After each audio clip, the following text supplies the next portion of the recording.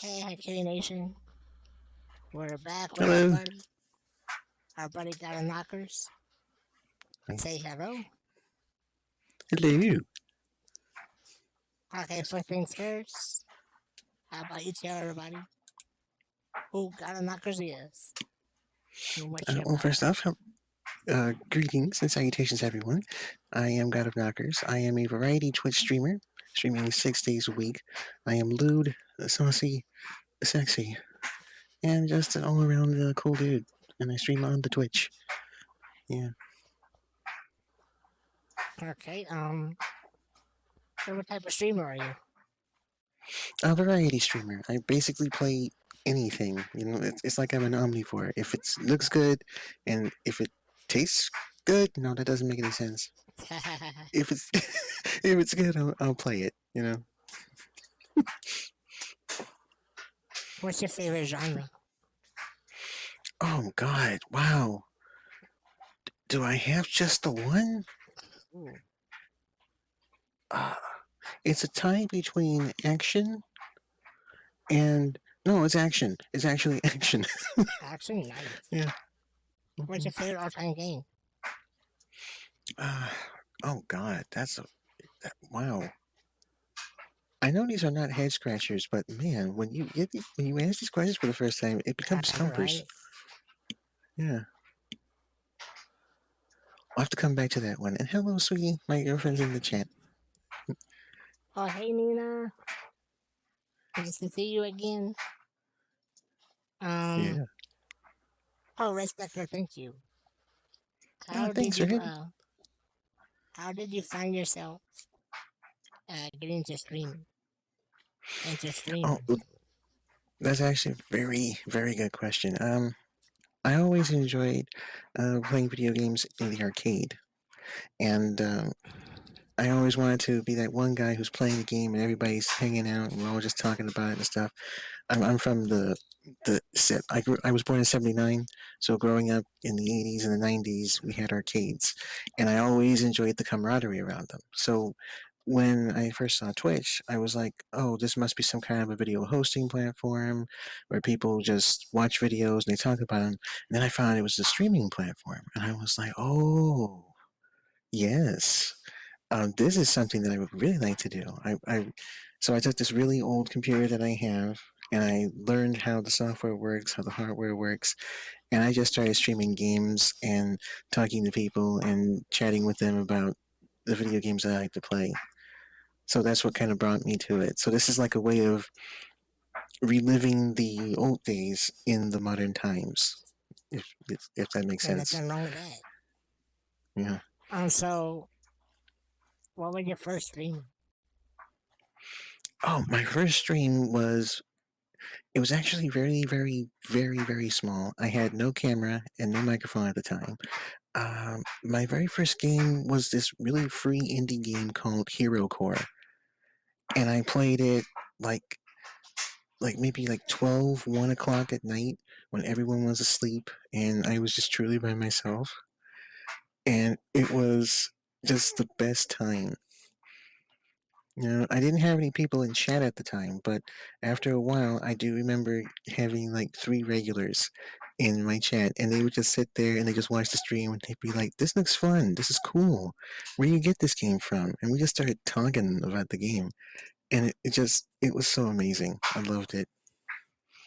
Um, so how do you feel your streams compare now from then? Well, production wise, it's a lot more involved. Um, That definitely ain't a no lot more lie. involved. Yeah. Uh, Before it was just like a black screen.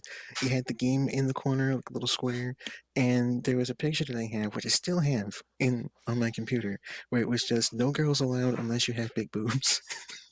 Nothing wrong with that.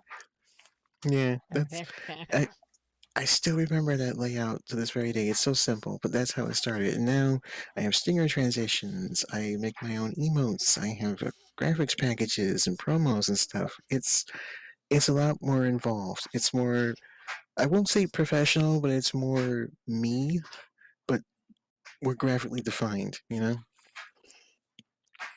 What has been the hardest obstacle that you had to achieve while streaming? the hardest obstacle was being afraid to stream. Starting out, I had no camera and mic, but my lovely girlfriend, Eniac's mom, she provided me with a camera, and I stepped at my game and bought a mic. But I was always afraid to use the camera because when I was younger, like younger, I was afraid of live cameras. You know, if you put a camera to my face, Oh I yeah, just me look at too. it like, yeah, and I would just be shy because I just stared at it with a blank face, and I'd be like, "Yeah, it's all good." What? I don't. Yeah, but now it's like, okay, it's a camera. I'm either scratching my head. Sometimes there was one time I accidentally picked my nose. I'm like, okay, it's casual. how did you how did you come up with the name God of well, Knockers? well, the thing was is that when I originally went to join Twitch, I didn't want to be known as GodofKnockers. I wanted to Oh, be known by my older Twitter handle, Playboy Man, but Twitch wouldn't let me have that. They said it was really? naughty words in it. Yeah, so I'm Wow. like, okay, so it must be the Playboy. So I'm sitting here, and it's like 11 o'clock on a Thursday night, and I'm sitting here. I got 2.5 Men, the show, playing in the background, and I'm like, what the fuck do I do? So then I remember one of the characters saying something about vodka knockers. It was some kind of a stupid joke. Um, and then I thought about it. Vodka knockers, God of knockers. So I'm like, yes, this will work. So I type it in, I put in God of knockers, and I hit OK, and it accepts it. But what I didn't realize was that I typed knockers wrong. I put the O and the N in reverse, and it became God of Conquers instead of knockers. Oh, that's great. Yeah, and That's it's been like that. Yeah, it's been like that ever since I changed it in 2015. But nice. yeah, Um, so when you're away from streaming, what do you do? What is God of mainly Knockers about? mainly adulting. You know, like um, I have family that I help take care of here, and trying to look for work in the IT field. That's one thing. Game development for another. But ultimately, when I truly, genuinely have time to myself, where I'm not doing any work, where I'm not streaming, where I just want to truly relax, I'm spending time with my girlfriend Annie, and beyond that, sleep. Yeah. um, are you a full time stream or do you have a side Um, job? not full time. I've been streaming um like 6 days a week from midnight to 2. I used to stream just sporadically starting out. Like, if I had time to do it, I'd do it. But then I finally got a schedule, so I stream from midnight to 2 because I'm so busy during the daytime. But I would love to go into full time streaming, and I've been giving it quite some thought. You know, I just don't know how the dynamics are going to work out on that. What are your goals as far as streaming is concerned? One of my, well, I don't say it as a goal, but more like a milestone. One of my milestones is to hit partner. And I know I have to get the numbers up and step my game up on that, and i.e. the full-time streaming.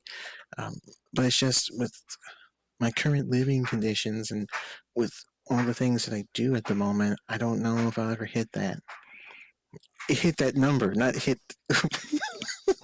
I just realized how I just realized how raunchy that sounded. I'm sorry.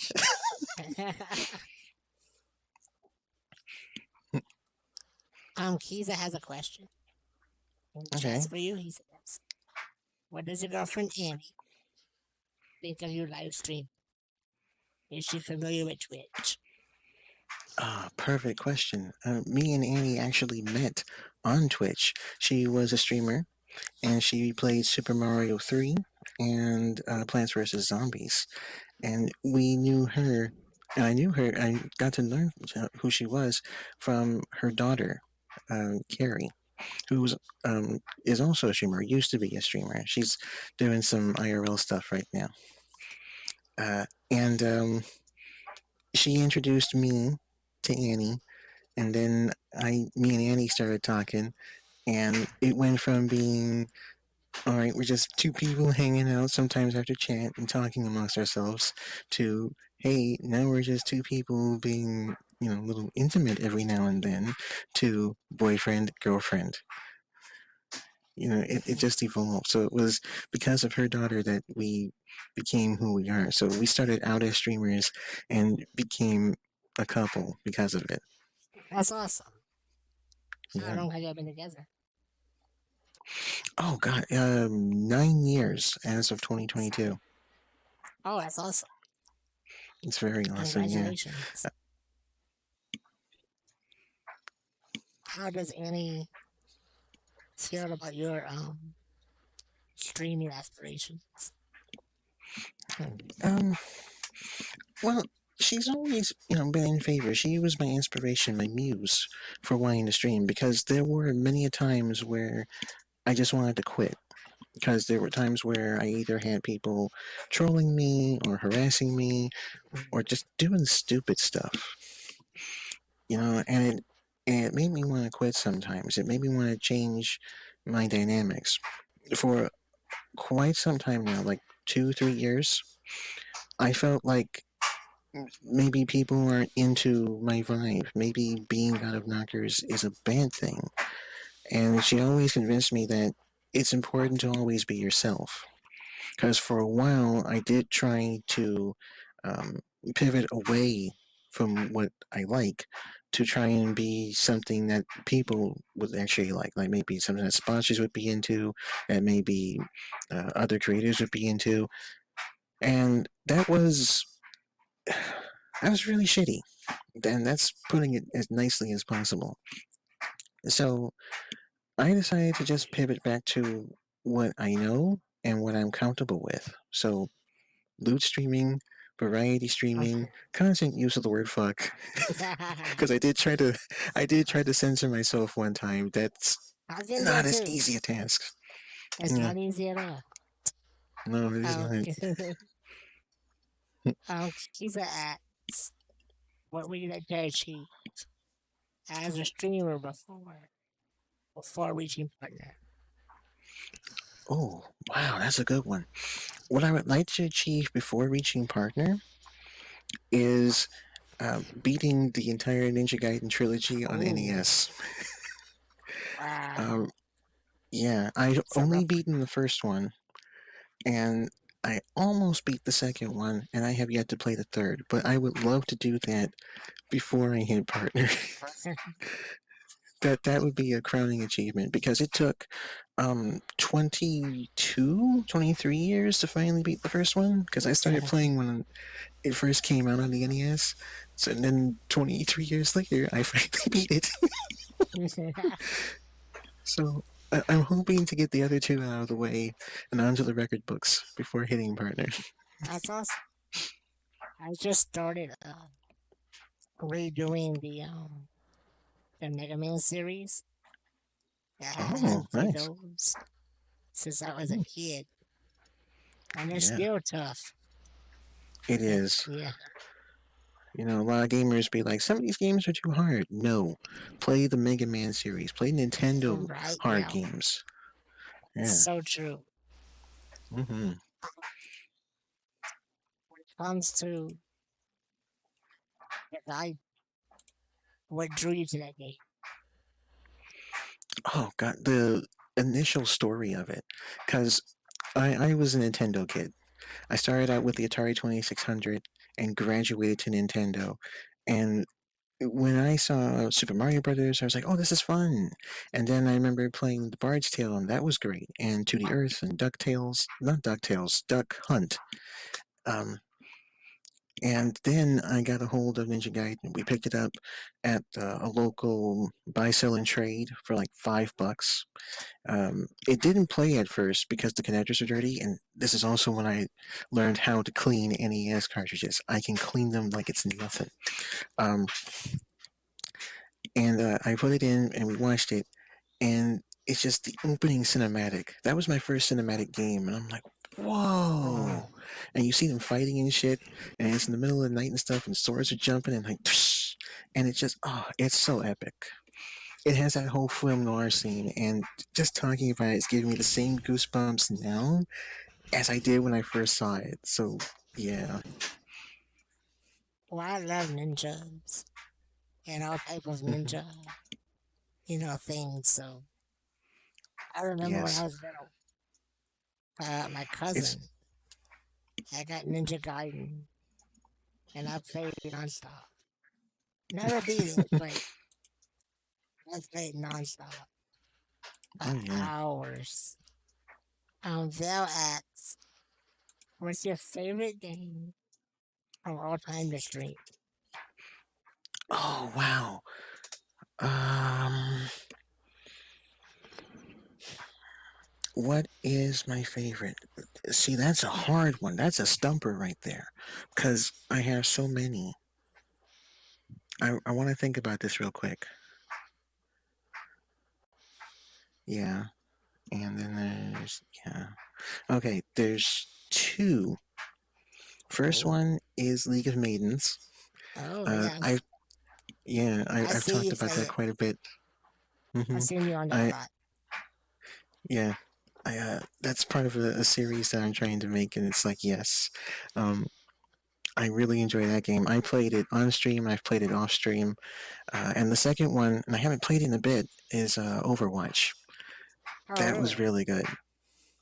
I one complaint with Overwatch is unless you're willing to play like whatever the group needs, it takes Hmm. forever to find a Yeah, match that the waiting yeah. queue is. That's kind of a bummer because the game is solid. Kiza, accent chat to you. What do you think Twitch can do to make live streaming a safer platform for women who just get seen as kitty streamers? Oh, that's an excellent question. The first thing that they can do is give clarity to the situation. I know that when they started talking about the new changes that they made a year and a half ago, that they were talking about if you find a streamer sexy, that's not against the rules, which is fantastic. But it kind of was like it stopped short when it comes to what female streamers can do and can't do. There's it's kind of a play it by ear thing. We shouldn't have like a hard line of things because a lot of female streamers do similar things, so we can't have that. And because if one streamer does cross the line, like knowingly or intentionally or accidentally like that, it would actually knock out everyone else. We don't want that. Correct. But um, what would be great is some kind of an explanation or a demonstration of saying, hey, women are allowed to be on this platform. They're allowed to wear what they want to wear and do what they want to do. Twitch is all about being inclusive because this place is a melting pot, which, yes. But they need to be more spoken out about female streamers. You know, having cleavage does not and should not define, what type of person a woman is. It's not their fault that they have huge boobs. It's not their fault that they choose to get huge boobs. Cleavage does not define how a woman should be or act on a platform or how they should be treated. We should all be respected for what we do, for what we wear, and for what we enjoy. And Twitch needs to be a little more vocal about that. How do you think Twitch should go about fighting against male or female when they show nudity while live? Hmm. The thing is that while they have updated the TOS about sexual content and nudity, the enforcement is lacking. I agree You with know, that. it yeah, there should be what we really need is a warning system. And we need, and this is something I actually advocated for. I actually put that in the user voice. which is basically a giant suggestion box. And what it is that the reporting system, as well as the notification system that someone has violated TOS or is about to violate TOS, that needs to be updated. It is way behind. Because the one thing that is a hard line is a streamer just gets flat out banned for this duration, and they just mainly go by the title or the section that they violated, but there is no other details than that. We don't know when the violation occurred. We don't know what the violation was based on. There needs to be more details about that. I agree. I There think. really does. Sorry, I didn't mean to interrupt you. Oh no, you're good. You're good. I think because I've been Mm, banned once before, because I do I got WWE streams mm-hmm. because of my world records. I was given a sponsorship from the Mm. WWE. Allows Oh wow. me that would allow me to play the video game while sharing the pre-show to the pay-per-view live on my channel. I Mm, have written permission from WWE for that. And one day, while I was showing the pay-per-view, I mean the pre-show, sorry, I would never show the actual, paid content. This is free content. mm, With their permission, I was able to show that. Some little brat reported me for showing copyrighted content, and Twitch took a good week before they even got back to me. And then when I was responded to my Twitch, they personally wanted me to contact the person that reported me and to ask that person to remove their report against me. mm. Obviously, that didn't happen, but the whole thing was very automated. Getting into an actual Twitch, person to talk to is extremely hard. So I think that when somebody violates that policy, there should be a video snippet. It should not be audio automated. You should have a real person that you're speaking with when these things happen. Because Mm. for a lot of people, this is our career, and to Yeah. have it done by a robot is not very good because you don't know what happened. If that happened, or if somebody was just trolling you. Yeah. So I agree with you on that. Keys that perfect world. Who would you like to be sponsored by? Oh, there are two that I would really love to be sponsored by. The first one, Fansly. Um, and the second one, I'm going to say Logitech. Oh, very nice. Yeah, because don't tell them this, but even though my keyboard and my mouse is from Red Dragon, which is a very nice brand, their headsets have always been really good to me. They've lasted the longest. It's good quality. I like it. I dig it. Uh, and I just think they're like, yes, they look so awesome. They look so cool. And I would love to be sponsored by Logitech. One, because I really like the product, and two, there's nothing wrong with a little free swag. You know? I agree with that. Alright. Val asks, what kind of streamer content would you like to see more of on Twitch as a whole? There's two things I like to see more of. One, hot tub streams. Yes, I'm that guy. They're actually very soothing. They're very therapeutic. They're very relaxing. I like them. I even mod for some streamers who do hot tub streams. It's not about the booba and the butts. And two, and this is one that definitely needs to be added to the platform. Performance arts. Mm, There is a streamer who I'm on for named Spoopy Kit, yes, and they believe in they enjoy a thing called the the hula flow hoops. arts. Yeah, and I really like those. And they have this Twitch team on here called the Flomies, and they are very casual. They're very um, well versed in dance. But the thing is, there is no category for them, and because there is no category for them, it makes it very easy for them to either get reported or suspended or banned. Correct. So that just doesn't work. And I would love to see more of that in there, so that way they can do their artwork without having to worry um, about getting reported or banned off the platform.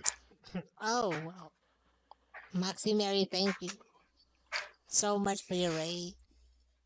I really appreciate it. Oh, Like I was hello, about to Mary. say, me and you both have a lot of streamers that we're friends with. Like instance, Mary, Spoopy. We both have a lot of streamers that we're in. That are mutual between us. So what do you think? I think again. What do you think Twitch can do not only to keep streamers safe, but to keep kids away from the more adult streams? This is an idea that I have been floating around, and I've been thinking about pushing it to the user voice. But I think what ultimately needs to be done is that we need to raise the minimum age requirement. Because right now, it's like if you're 13, you can go ahead and view it. But that's been kind of the same thing with what is it? What is it? That's what it's been like with the internet. The minimum requirement, age requirement for being online is 13 years old. If you want internet access, you just have to be 13. You have access. Um, from what I have seen of the thousands of people that I follow on this platform over the years, um, there is a lot of content that is just not suitable for children. You Correct. know, sometimes on streamer Twitter, I will see people talk about you need to make sure that your content is age appropriate for kids, and you need to make sure that you're catering to kids. And I'm like, no, ever since I started streaming, in 2012, there was a setting for mature audiences. That setting has always been on. That setting has always stayed on. I have never made any attempt to turn it off.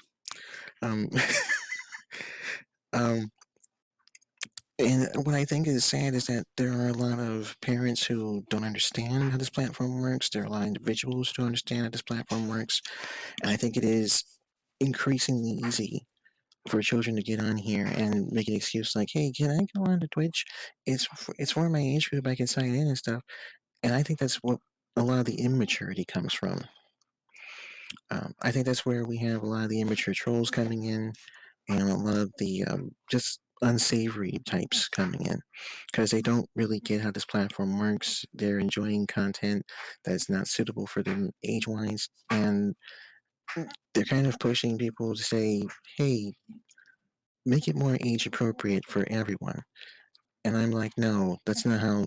No, it's not my job of any. It's not my job or the job of any streamer to babysit your Correct. kids or to monitor your children. It is not that. You're the parent. You monitor your own kids. You better not bring your kids.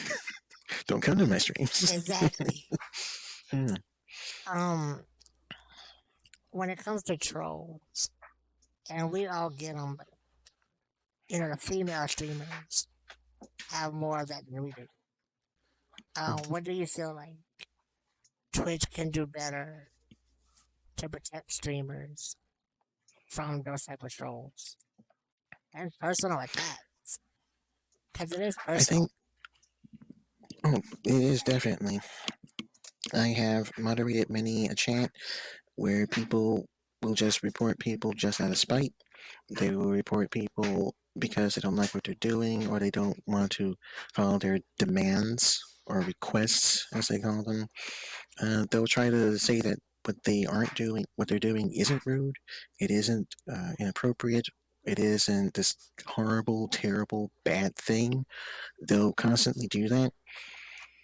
Um, but the actual truth is that what needs to be done, and this should be a hard line.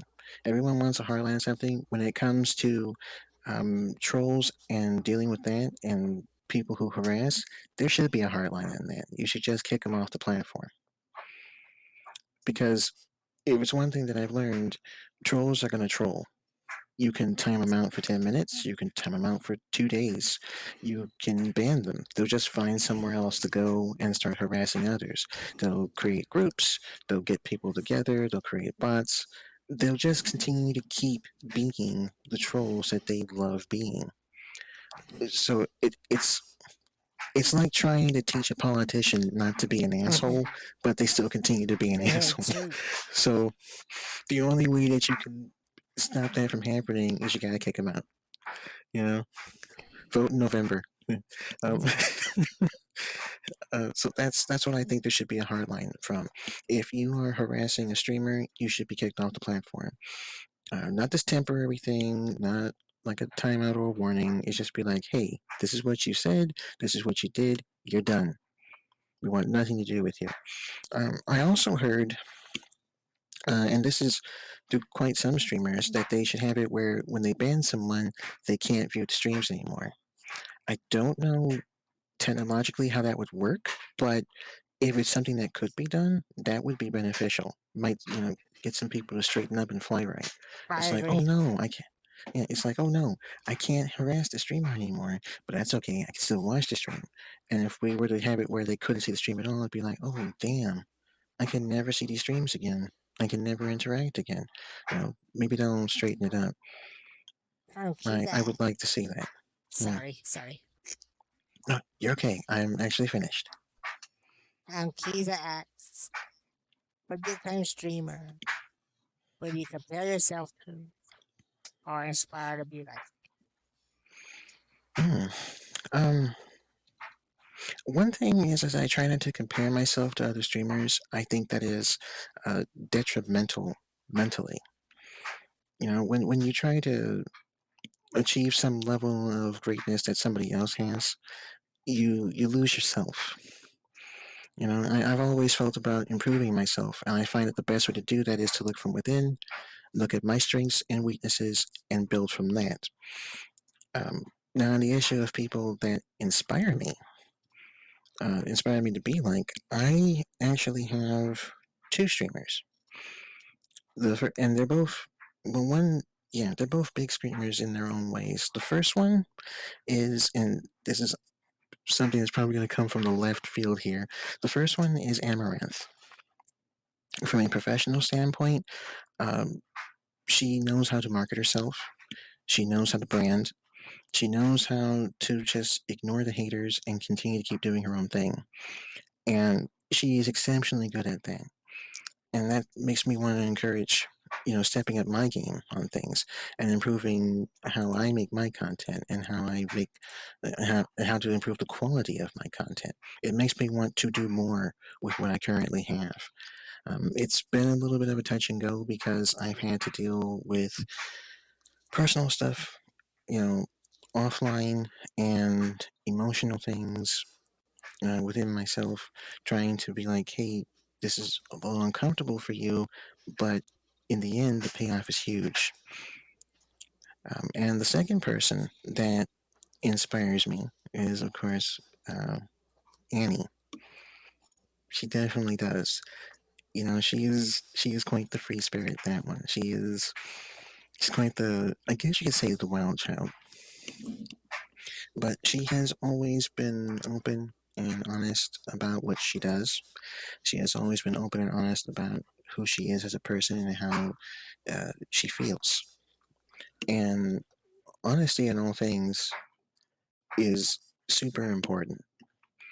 It's important in life. It's important in love. It's important. It's especially important in business. If you can't play it straight in any of these factors, you ain't gonna get nowhere. That's Um, very true. yeah, and sadly, I know some people who don't quite get that message. And thankfully, I do know some people who do get that message. And to those people who get that message, right on. Mm.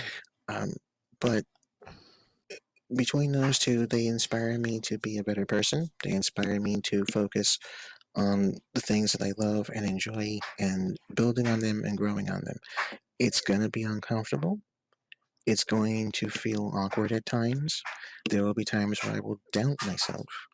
But if you were to ever ask me, should I ultimately just truly just full stop? No, I can't do that. And I won't do that. I agree with that, wholeheartedly.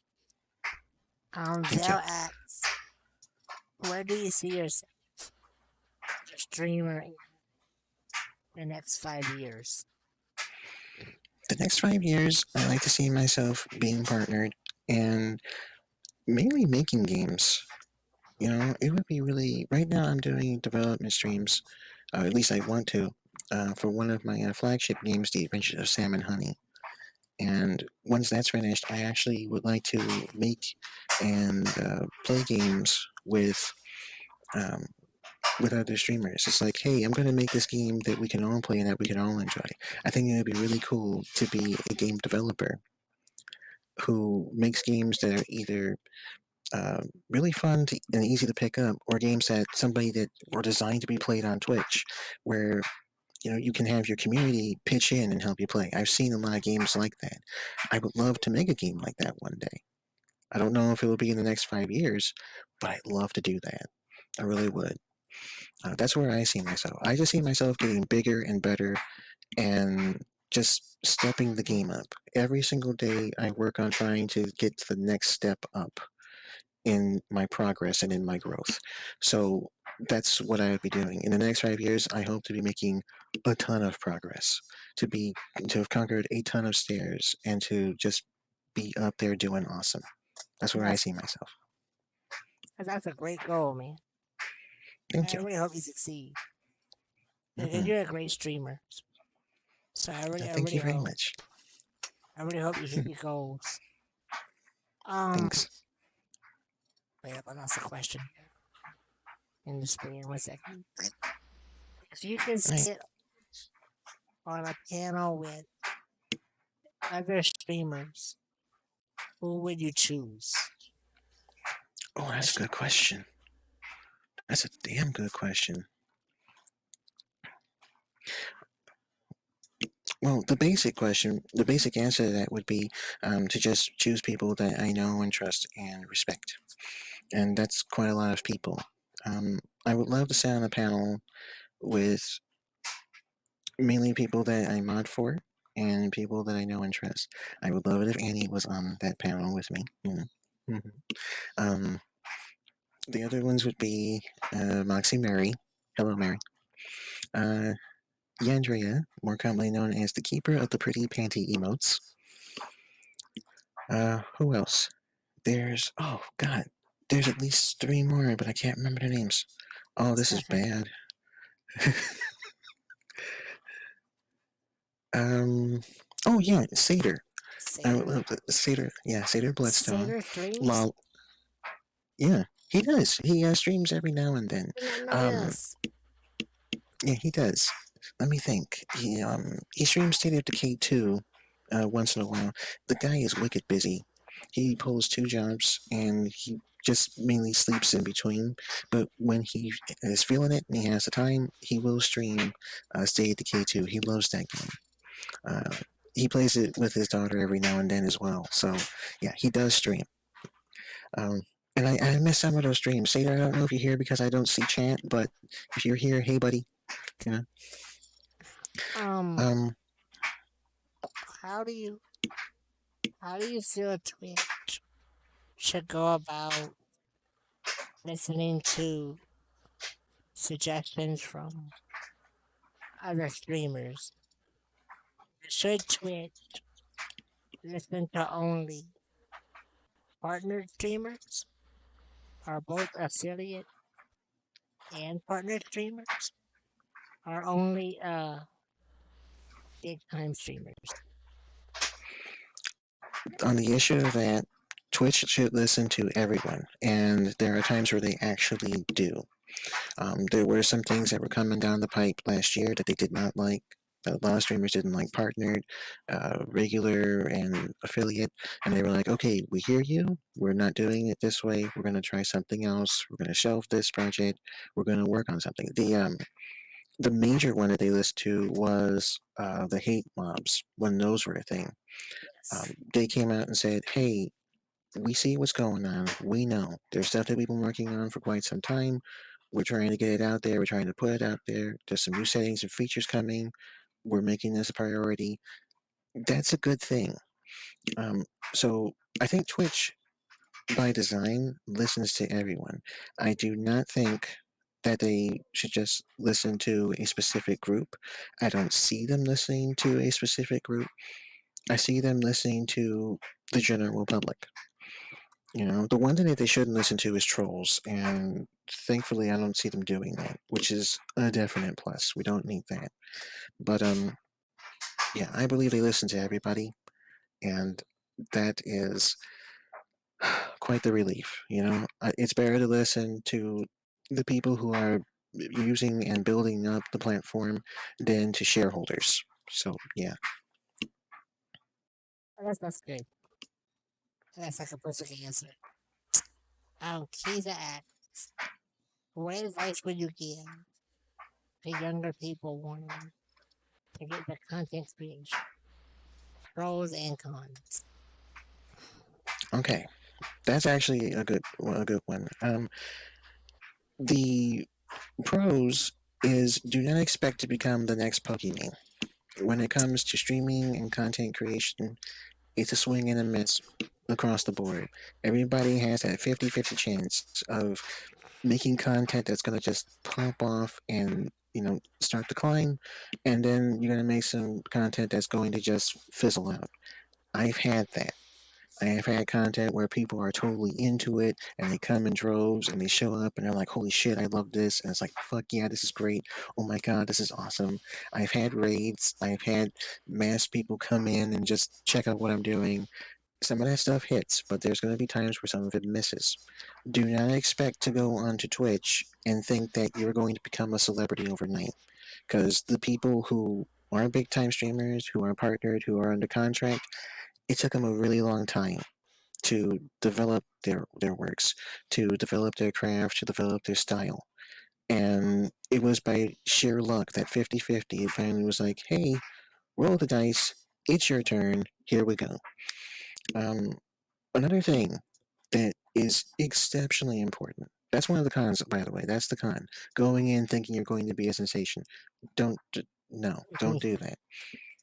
The I've pro, been there. and I can't stress this enough, is make sure to read the terms of service and the community guidelines. For as long as I have been on Twitch, and that is 10 years as of last April, I have seen fresh faces show up, do remarkably stupid shit, and then get yeeted off the platform. And I have seen partnered streamers who have done some really janky shit and have got suspended for it. And most of them did, and a lot of them just don't read it. They don't read the terms of service. They don't read the community guidelines. If you are going into content creation, read the community guidelines and the terms of service. That's the first thing I did when I got on Twitch. That's how I'm so well versed in it, because I have it bookmarked. I actually took one day off of doing anything. Like from when I signed up to Twitch and from when I began to make my first stream. Even when I began to join my first channel and start chatting, I read the terms of service. I saw what was allowed and what wasn't allowed, what I can and cannot do, and there you go. So know what you're getting into is the pro. Understand that you will not become a hit, a number one sensation overnight. Thinking that you are going to do that is the con. That's the best advice I can give. That's very good advice. Yeah. What do you think? maybe that's not word correct. Do you think the the goals needed from going from affiliate to partner are too steep? Maybe not steep enough, or is it just right? Oh, that is. Hmm. I think that the excuse me. I think that the goals for partner is just right in some places, but off in others. Like for me, the only thing that's stopping me from getting the achievement of path to partner is I have to have 75 concurrent viewers. There are Twitch partners that I know who, on even their best days, will have a massive dip. They'll get like maybe 19, maybe 40, maybe 50, sometimes even 100. It all depends on what they're doing. But the average has to be 75. So somewhere in the X number of days that you are supposed to be streaming to show that you would hit one of the goals for partnership requirement, you have to have that 75. So if 75 is the average, you have to have just over 100 on every other average and no lower than 50. That's going to be a hard number to hit. I've been pushing for partner for the last 3 years. Um, I've held two of the three requirements with no problem because I stream like a madman. I do. But that average, Yes. it's it's it's really hard to hit. I also think that they need to update the metrics for external sites. Like if you have a YouTube channel and a Twitter, that's great. But people also have other stuffs. They have a TikTok. They have Instagram. You know, some of them still use Snapchat. I don't know why, but they Yeah, still use them. And those should also be factored in. I do think that under that one specific requirement with the viewer average, I think that's going to be a hard one to hit. You have to actually, be doing something incredibly awesome that's going to put asses into the seats. And the only way you can do that is if you're doing something that others like that you may not like, or if you are most likely, and it's a sad thing, if you're paying the numbers, i.e., you're buying your viewers. And I've actually sadly seen people do that. yes. I used to know one person that actually admitted to me that they did that, and I didn't even know. I banned them from my channel ages ago, and they were like, "Hey, why am I banned? Is it because I bought hosts at one time? I didn't even know that until you just told me." So, um, but it's that average that's hard to hit. That's too steep, I and agree they with should you. change that. Yeah. And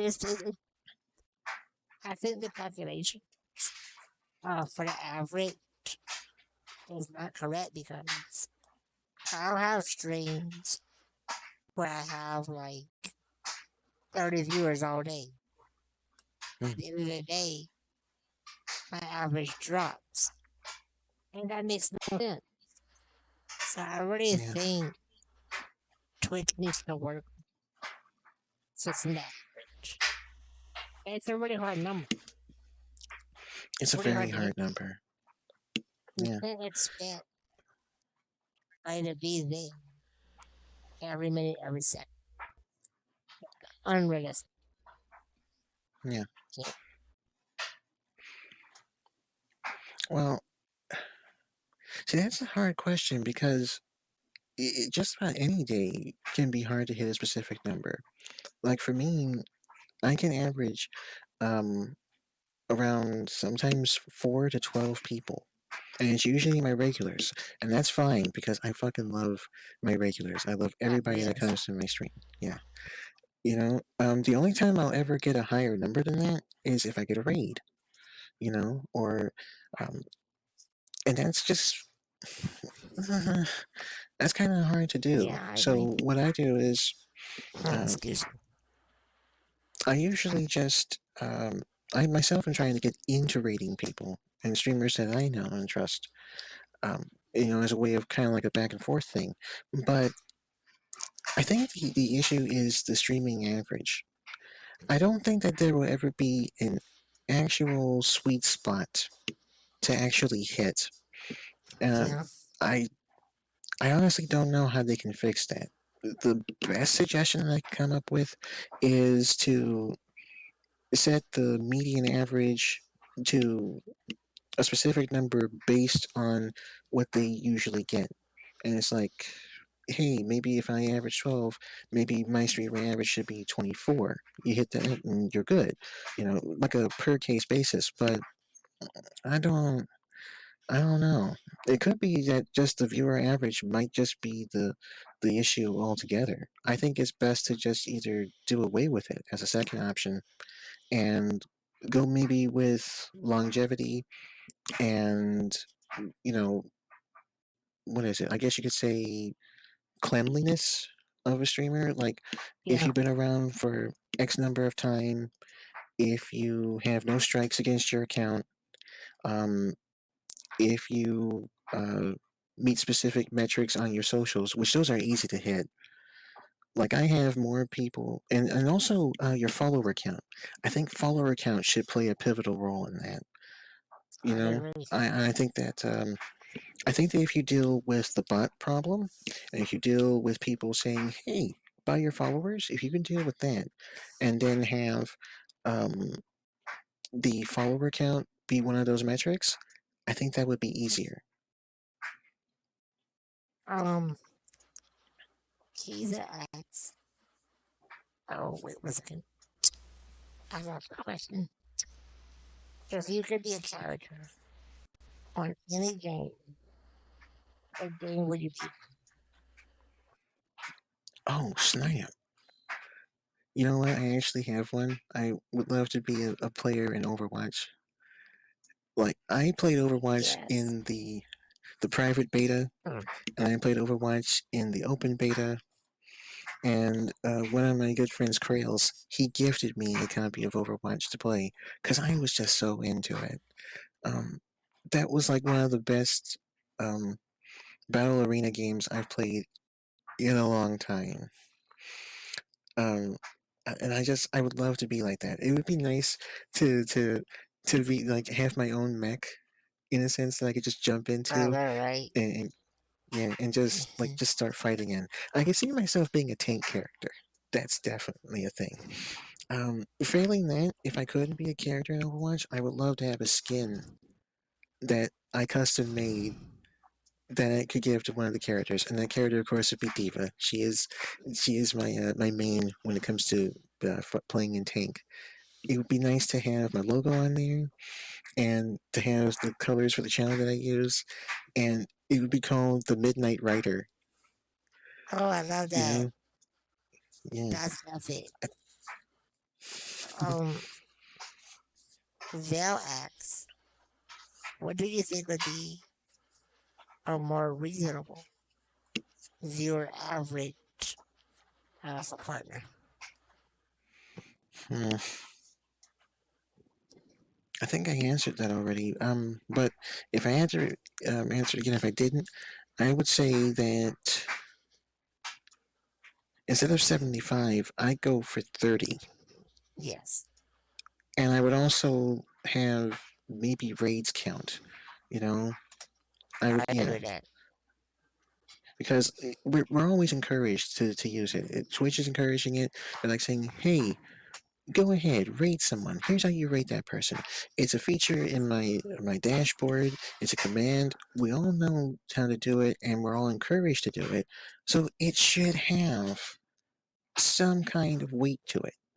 You know, it doesn't have to be the end all be all of things, but raids should play a part in that. I think get rid of the viewer average and replace it with like a raid average, like maybe total number of times you've been rated or something like that, something along those lines.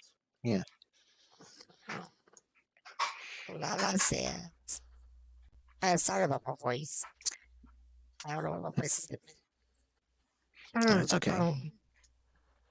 Lala says, they need to add a time variable They Yeah. help long time streamers. A time variable would be nice. That would really help a I great agree deal. with It's that. like, okay, you've been around for a while, and we'd like to consider you for partner. Because when, and I know this for a fact, when before Twitch became Twitch, it was Justin TV. And a lot of the streamers that I know and follow over the years, they started out at Justin TV. And they got grandfathered in to Twitch partnership. So it's because of their longevity and their committed I um, agree. relationship to the previous platform, they got partnered right off the bat, which I think is great. I think that longevity of a streamer and the um, again, I don't know the word I want to use. I keep wanting to say cleanliness. I don't know why I want to say that. It doesn't make any sense. But if your stream has not been hit with any strikes, if you've never been banned or suspended, and you just kept your nose clean the whole time, so to speak, when you're on Twitch and stuff, yeah, those should definitely play a factor in those requirements. What how do you for Twitch stacks up against other platforms like Facebook, YouTube, other newer platforms?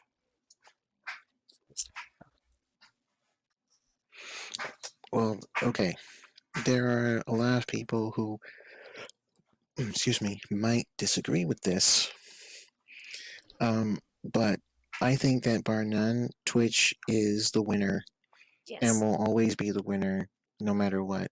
Because when the hate mob thing became a thing, and when they were talking about promoting streamers and all this other stuff, the things that Twitch wanted to do, people were like, well, it's time for me to just jump ship. It's time for me to go over here. And when you had some major streamers, some big time streamers, jump platforms from Twitch over to YouTube and the Facebook, other streamers, smaller streamers, are like, well, he's going over there. So this is a sign that I got to go over there. This is a sign that I have to move. This is a sign that Twitch is failing. Twitch is losing. Twitch is dying. This is the end of Twitch. They're going to lose all their streamers. Stuff's going wrong. Rumor mills are starting to form. Oh, this must be true. I'm not going to vet it. And then, after all of that, when the dust settled, the smoke cleared, and the smell of sulfur and vomit dissipated, at the end you still see Twitch just standing there being bright and shiny, completely unscathed. And people go, oh, it's okay, so that didn't work the way I thought it would. Um, but by comparison, Twitch just did a lot of things right. It's easy to get involved in, it's easy to set up and hard to put down. YouTube, I've actually tried streaming on YouTube. No, YouTube gaming still doesn't even have an official page. Exactly. You have to go deep into the help page just to find what you're looking for. A lot of the features that they're trying to incorporate now actually mimic what Twitch already did first. It's not a good platform. Facebook gaming, and I will admit I actually wanted to dabble into that platform for a time.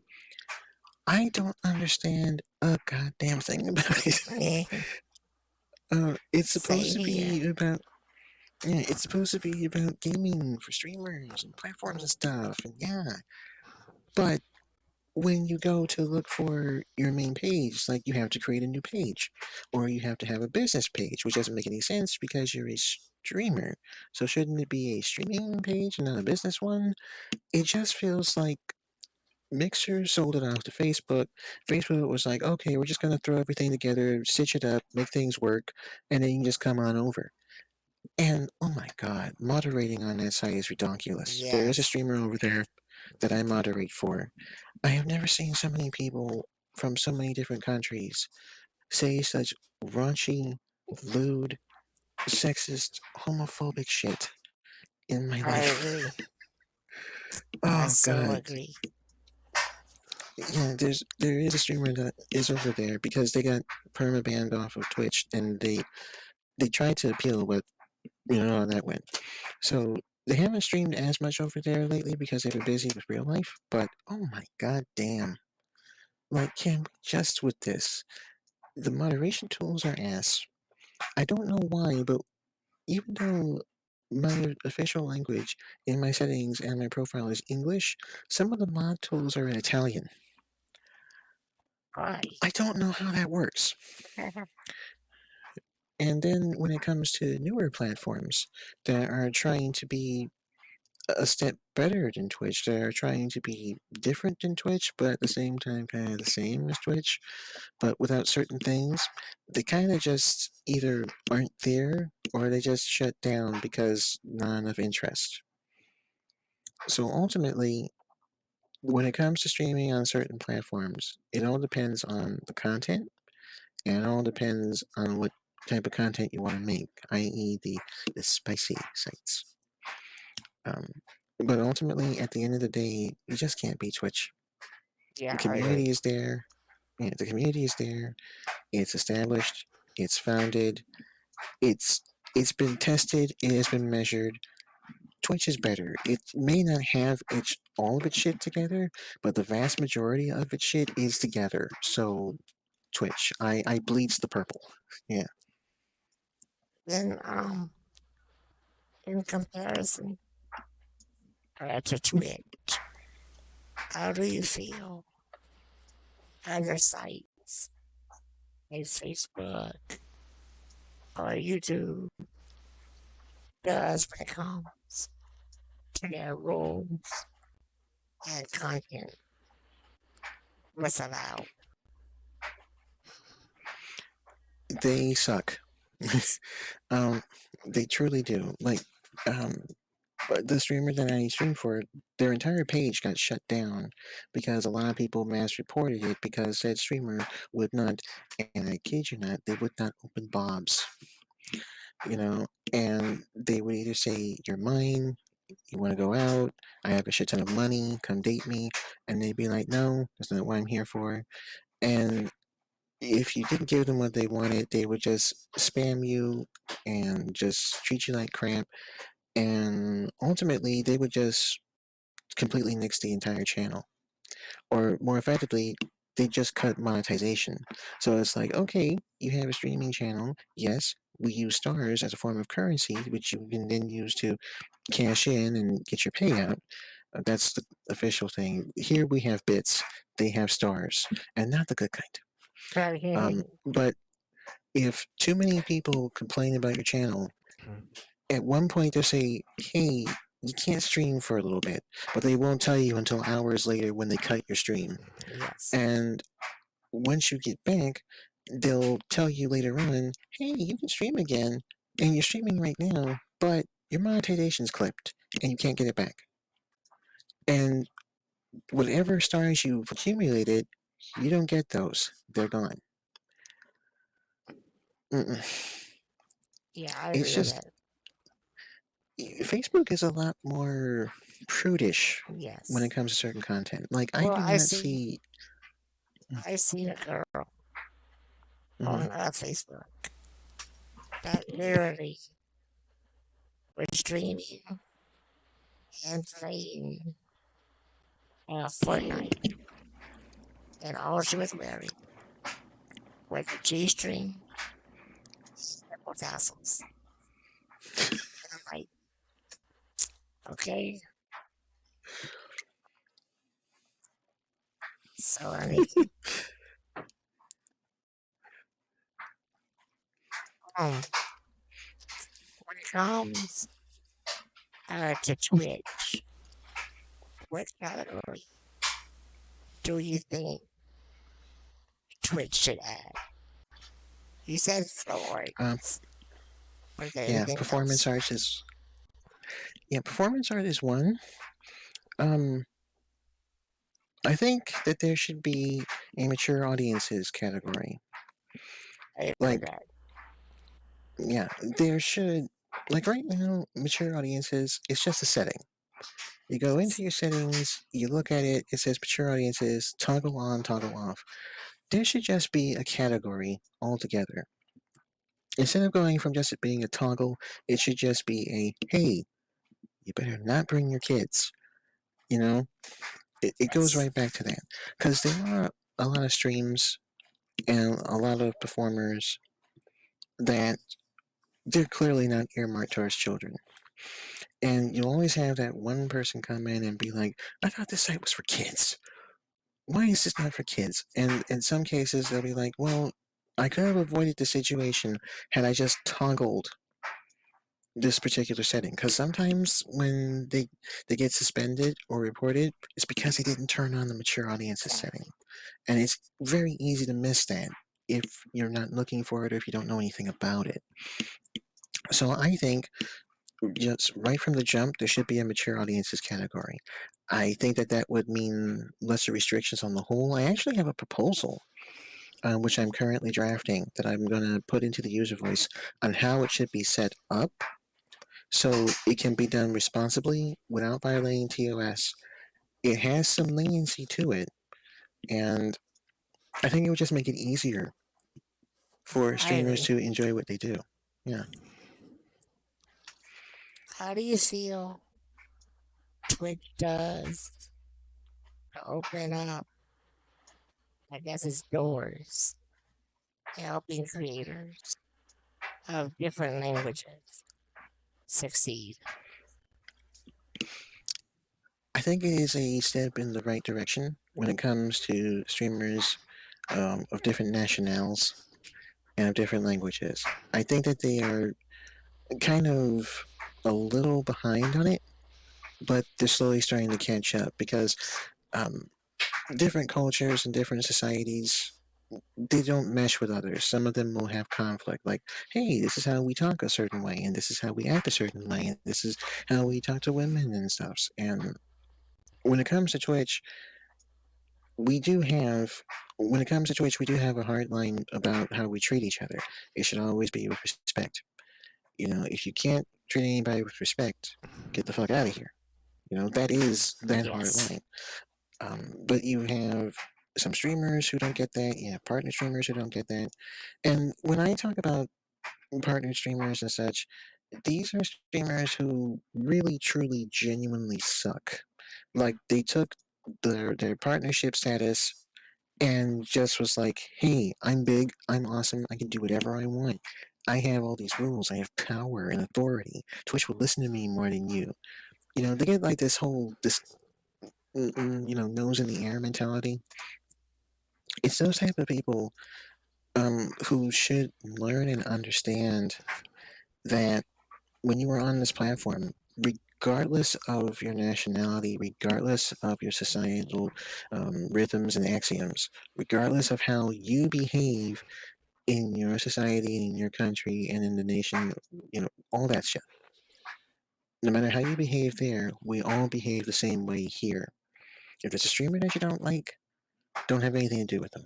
If there's a streamer that you do like, hang out with them, talk them up, chat them up a bit, hang out with them for a little while. Encourage your fellow streamers to do that. That's always going to be a thing.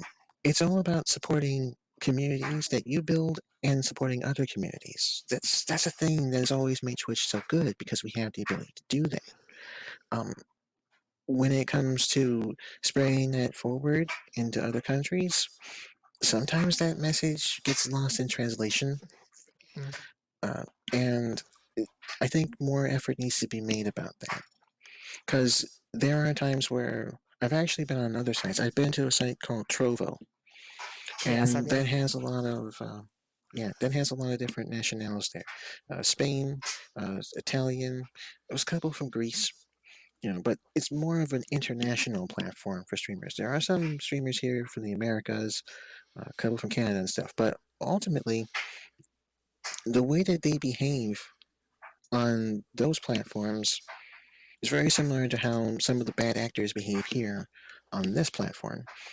And they figure that being lewd and vulgar and lascivious towards other streamers, whether they be male or female, is okay to do. And some of these nationals, they can be homophobic and transphobic, which they do have that element in them, a lot more prominent than we do here. And they'll think that that is okay to be like that, and it's not.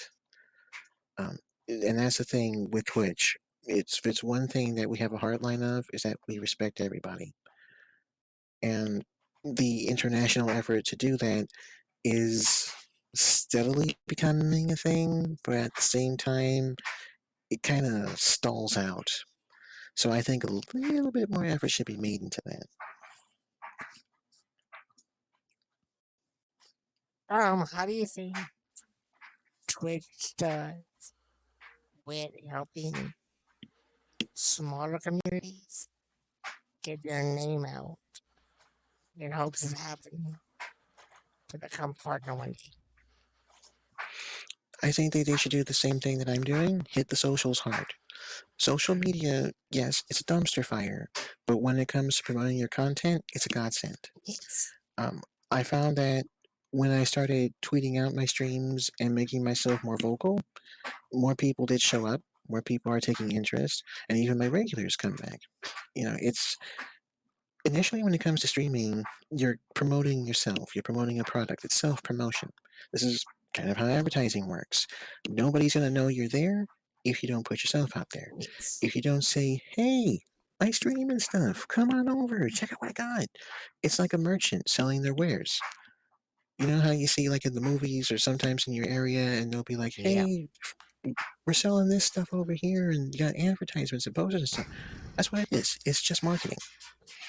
You have to be a self promoter. You have to promote your wares. You have to promote your goods. You want people to see you. You gotta tell them about yourself. You gotta put yourself out there. So when you're starting out, get more comfortable with the socials. Uh, to this day, and I still don't know why this is a thing.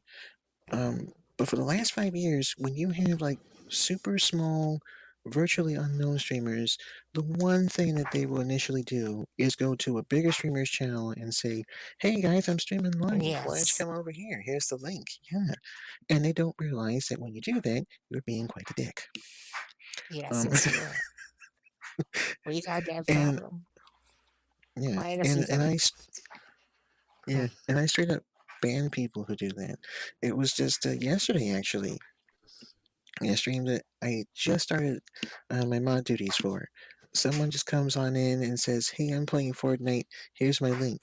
Or you'll have like a friend or someone who supports the channel. They'll come into that channel and be like, "Hey, can I ask you guys a question?" Which 98% of the time, when a random person asks you if they want to answer a question, it's probably a Yes. question you don't want to answer. Really, yes. Um, yeah, and they'll come in and say, "Can you follow my friend? He's trying to get partner on Twitch. He's become this great thing." And then you have those super, oh god, those super smug ones. I actually picture how they sound when they do it, but I keep thinking that they're like over the chair and they're wearing shades and it's like, "Yo, baby, hey, I got this really awesome channel.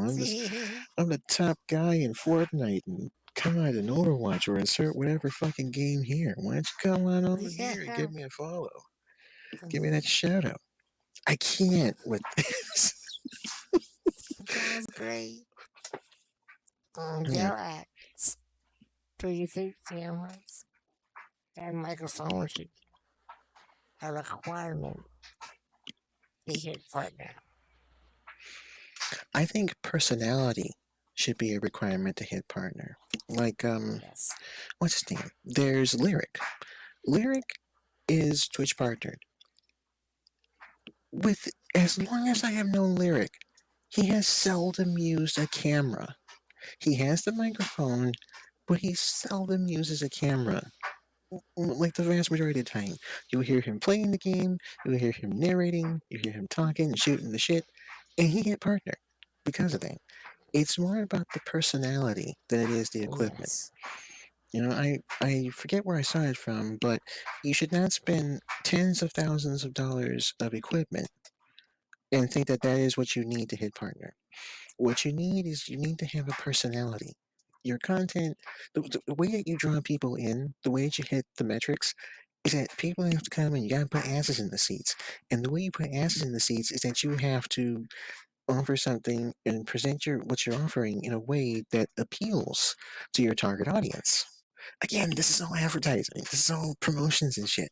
Um, and the thing is, you don't need to have a camera. You just have to not suck. You have to put effort, Yes. and you have to put dedication. You have to put some vibe, some energy into the work you create. And that goes with anything. You have to do that. If you don't have that vibe, if you don't have that energy, no one's going to see you.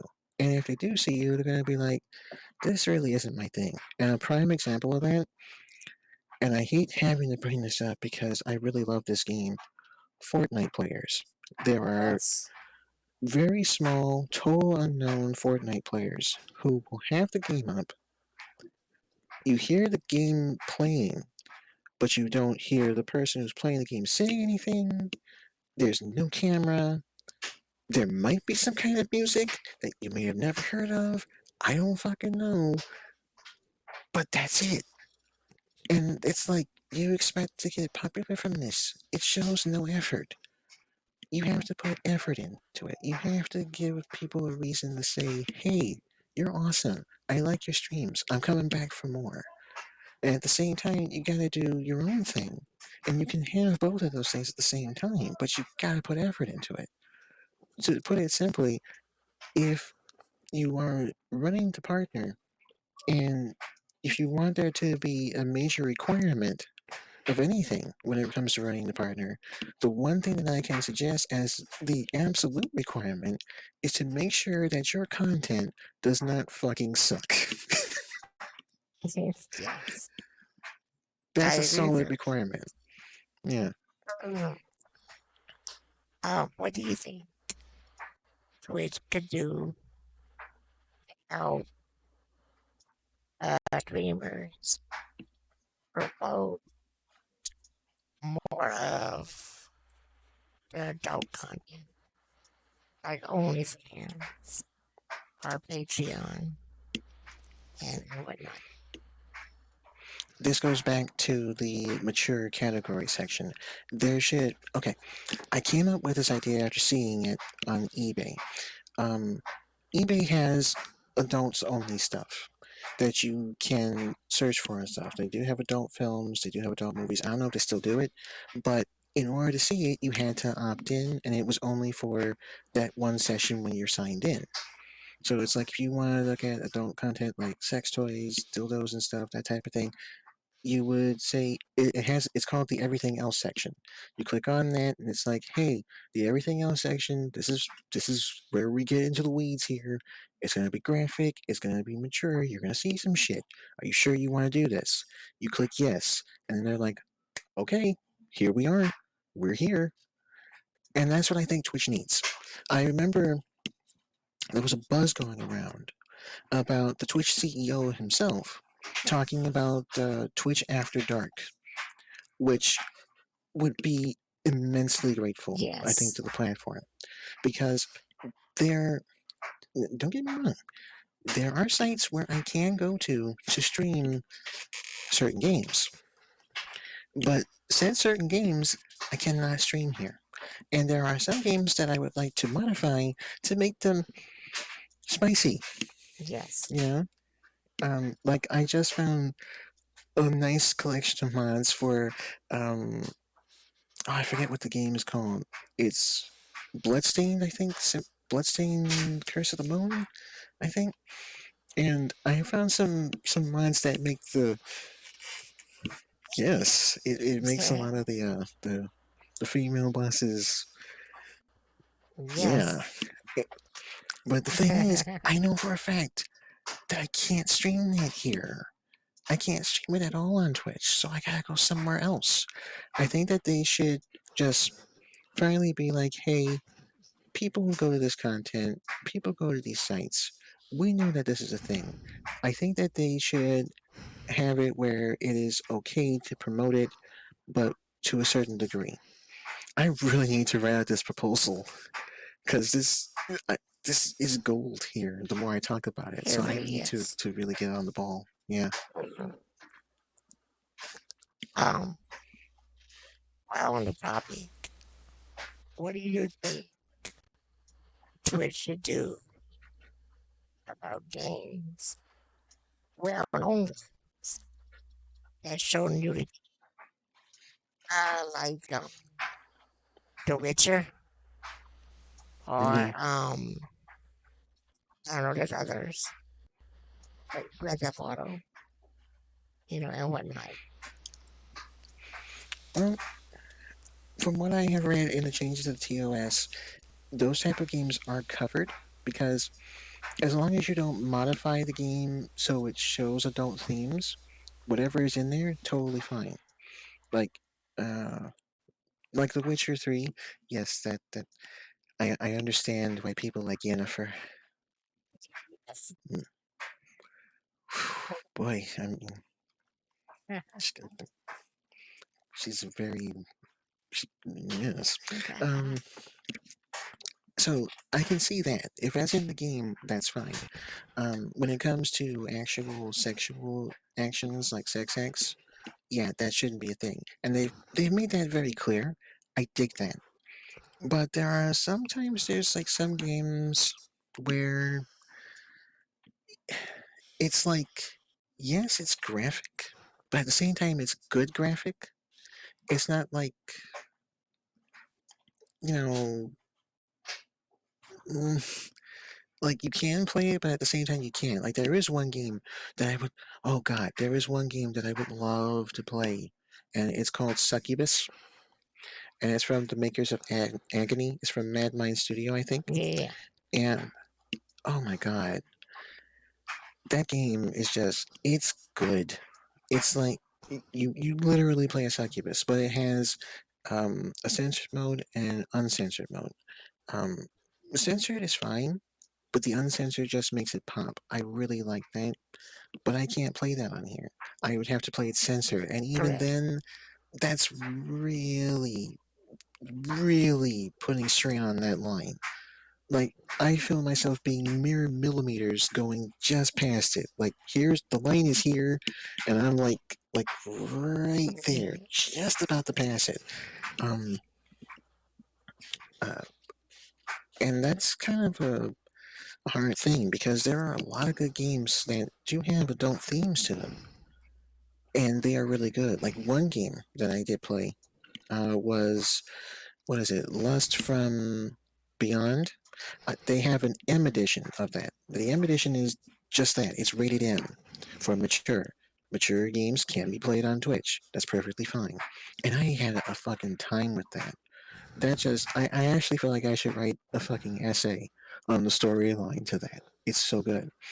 But, and I never played the adult version. I never played the original one. Um, and that's kind of a sad thing because when you see games that have adult themes, they're popular, but not as popular as they should be. Because there are some adult games that are just really, really good. And the thing is, you can't play them on Twitch because they go too far with it. There's there's signs of sex, there's signs of nudity. Sometimes it's full frontal. There's you see things happening, and you just can't play it on here. And I think that there should be not so much as an even harder line towards it. What I think should be is leniency. There should be like a safe haven, as it were. Not so safe that it's like, okay, streamer's totally naked and we're playing this game where everybody's clothed. But I mean, as in, this game does have some extreme suggestive content in it. Not too extreme, where you can play it, but it's not going to get you in trouble. Also, it would be really cool to be able to play a game that has copyrighted music in it and not get dinged for copyrighted music. Yes. I so agree with that. And yeah, prime example is Bayonetta, the song "Fly Me to the Moon," Frank Yes. Sinatra. I when it's on Twitch, they muted it. When it's on YouTube, my videos actually did not get copy strict, but they did get clipped in a sense. So you couldn't view them internationally for one. They couldn't be monetized, and I'm like, haha, jokes on you. I don't qualify for monetization. Eh. Another thing that Twitch So, does well, because monetization is easier to get on Twitch than yes. YouTube, and um, it just it really kicks me in the nuts because I really want to go back to Bayonetta again. I do, but I don't want to go to the painstaking effort of having to mute certain parts of the game and just have it where it's just me talking, the keys and the mouse are clicking or the controller and whatever, and that's it. I, it's just, come on, man, let's catch up to the times here. Um, when it comes to other content on Twitch or ASMR, what do you think about the big, I guess, the popular ASMR app a while back where all the girls were licking the microphones and sucking on the ears? How do you feel about Okay. Um, that? I actually love that. I am a huge fan of ASMR. I love that so much. It is so soothing and relaxing. When it came to licking and sucking on the ears of the mic, that actually was so comforting to me. It just felt really good. What a lot of people don't get is that when it comes to ASMR, some people think that it's more visual than it is audio. It's actually more audio than visual. I honestly, truly, legitimately do not care what the streamer is wearing because that's not what makes that enjoyable to me. It's the sound and the way it tingles in my brain. You know, if you make a sound that hits that sweet spot, I'm gonna be like, "Ooh, I like that." You know, sometimes it gives me the chills, sometimes it gives me shivers, and sometimes it gives me like this nice little buzz in my head. It's so relaxing to me. You know, that's what ASMR is about. The thing is that a lot of people don't quite get that. They don't respond to ASMR. So to those that don't respond to ASMR, you obviously got to give them something to look at, Correct. and that's where that comes in. And that's where it becomes kind of a, I don't want to say a gray area, but more like a, okay, I don't like this. You're not doing the thing that you're supposed to be doing, so we're not going to go and continue on with this. So reported, or hey, this someone is doing ASMR and it's not ASMR, but it actually is. Because they're going like, I didn't know you had to wear a bikini to do ASMR. I didn't know you had to wear lingerie to do ASMR. I didn't know you had to do this, had to do that. No, that's about trying to cater to two different types of people. People who actually Correct. do enjoy and respond to ASMR, and people who don't. If they're not getting that tingling station in their brain, they should at least have something visual to enjoy. That's where that comes from.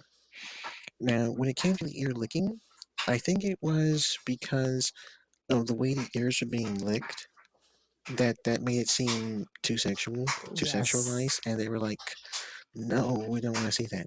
Me, I didn't care because the ASMR that was working perfectly for me. I miss the ear licking streams. I do. Um, I still listen to ASMR. It does get the job of relaxing me and taking my mind off things, but it's it's not the same. It really isn't. If anything, I think that there needs to be more understanding of how ASMR works, because I think that a lot of streamers who don't respond to it don't fully understand it.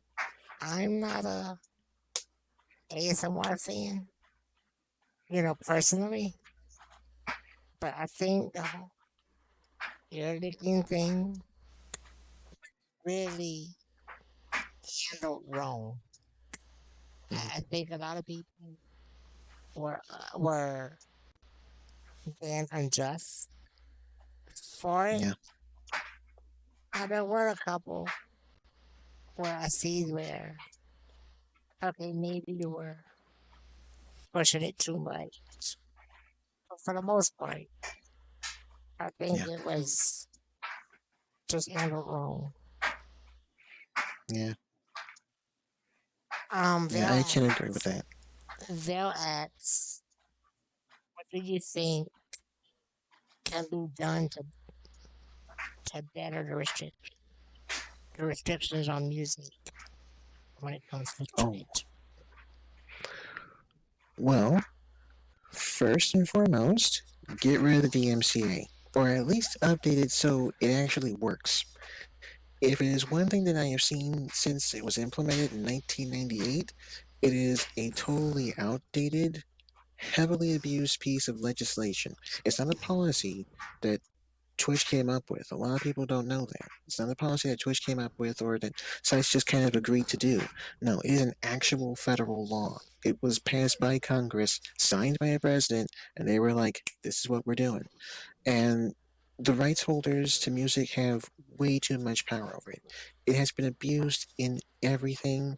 This is why I'm against the whole hardline thing when it comes to rules enforcement, because and this is actually how it works with the DMCA.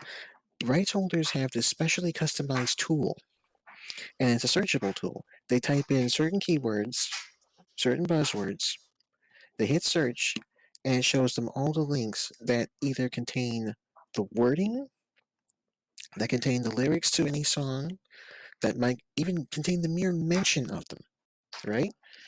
And the whole point is that if you are broadcasting copyright music, they're going to ding you for it, and that's understandable.